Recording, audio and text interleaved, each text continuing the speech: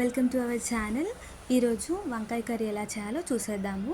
First ఒక గిన్నె పెట్టేసుకొని అది హీట్ అయిన తర్వాత ఆయిల్ యాడ్ చేసుకోండి.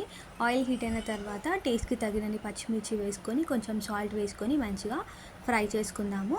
ఇది కొద్దిగా ఫ్రై అయిన తర్వాత సన్నగా చాప్ చేసుకున్న ఉల్లిపాయ కూడా యాడ్ చేసేసుకొని మంచిగా మిక్స్ చేసుకుందాము.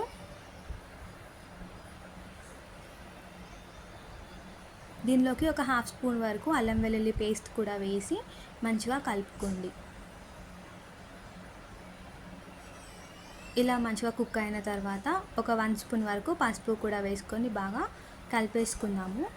ఇప్పుడు దీనిలోకి పక్కన కట్ చేసి పెట్టుకున్న వంకాయలన్నీ యాడ్ చేసుకొని మిక్స్ చేసుకోండి.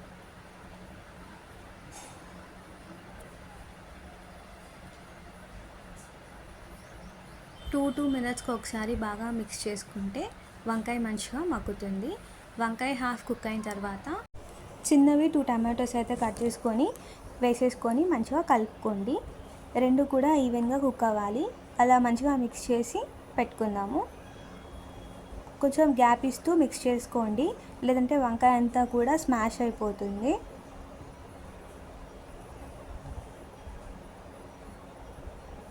కూర మంచిగా ఉడికిపోయిన తర్వాత దీనిలోకి లాస్ట్లో ధనియా పౌడర్ అయితే యాడ్ చేసుకుంటున్నాను. వంకాయ టోటల్గా కుక్ అయిన తర్వాత ధనియా పౌడర్ వేసుకుంటే చాలా టేస్టీ వంకాయ కర్రీ